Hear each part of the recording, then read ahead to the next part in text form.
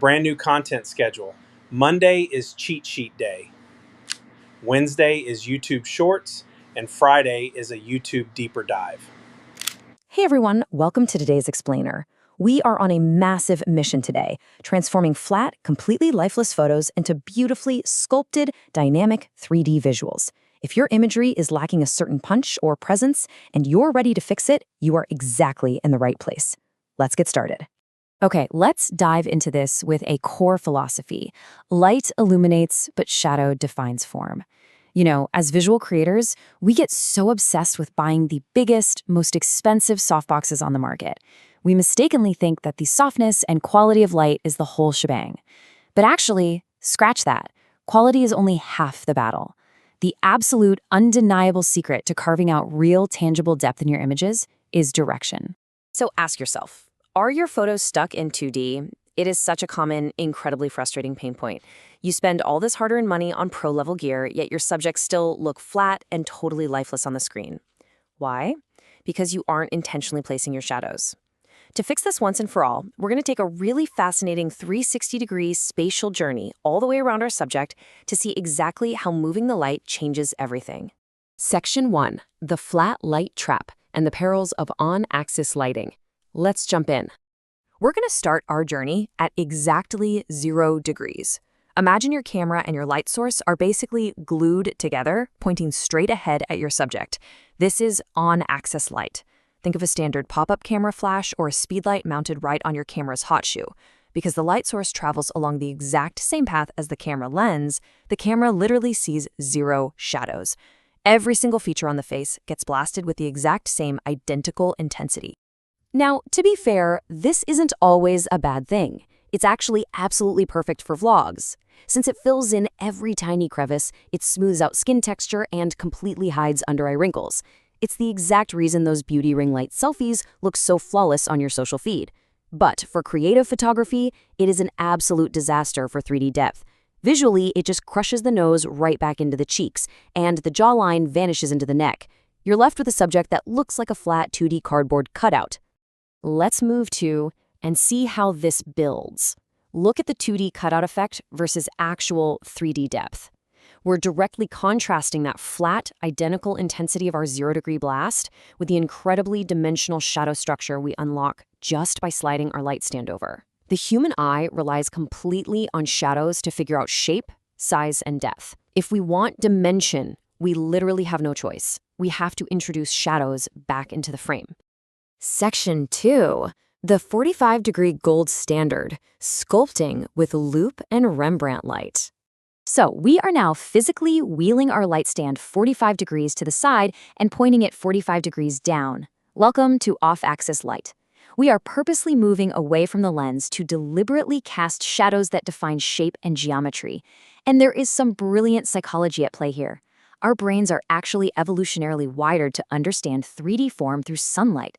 And out in nature, sunlight almost never hits us straight on from eye level. It comes from above at an angle.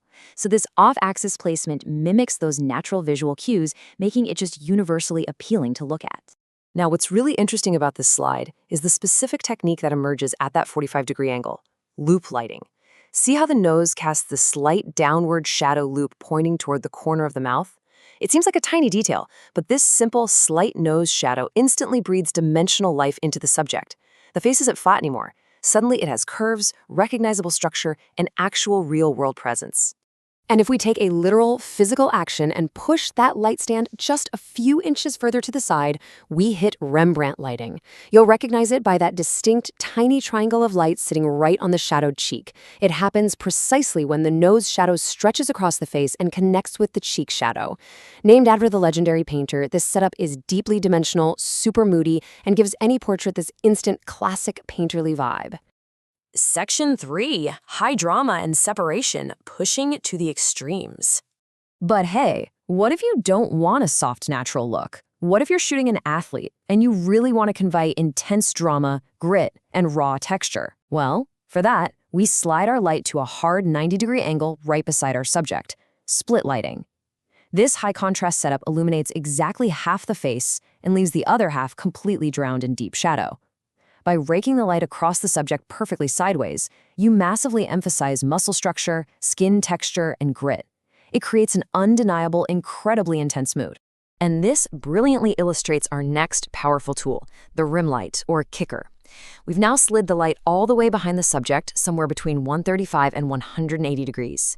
When you dial this in as an accent, it creates a bright, glowing halo border right along the edges of the jaw, the hair, and the shoulders. It completely visually unglues your subject from a dark studio background, providing insane separation and literally making them pop right out of the frame. All right, moving to section 4, why elevation matters, the vertical axis game. See, our spatial journey isn't just left to right. Elevating the light vertically on the y-axis changes the geometry completely. A perfect example is butterfly, also known as paramount lighting. You take your key light, position it high up directly in front of the subject, and point it down at a steep angle. It creates this highly symmetrical little butterfly-shaped shadow right under the nose. This was incredibly famous in golden era Hollywood glamour photography because that steep overhead angle is an absolute cheat code for carving out high cheekbones. But danger! Beware the raccoon eyes. If you push that vertical elevation too high, without placing a bounce reflector underneath your subject's chin, the heavy brow bone is going to cast these deep, pitch black, super unflattering shadows straight over the eyes. It is a remarkably fast way to ruin an otherwise great portrait, so you absolutely have to balance that overhead elevation. Finally, section 5, your onset checklist, putting the angles into action. So the crucial point is, how do we use this? Let's take all this theoretical 360-degree knowledge and turn it into a highly practical toolkit for your next shoot. The physical angle of your light completely dictates the psychological mood of your final image.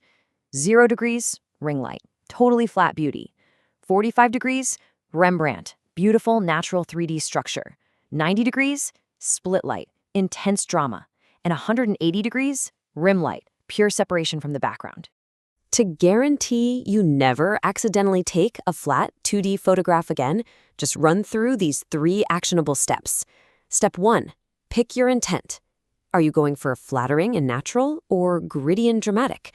That totally dictates your horizontal angle. Step 2, check the nose shadow. Is it providing beautiful structure or weird dark patches? Adjust your vertical elevation based on that. And step 3, create separation.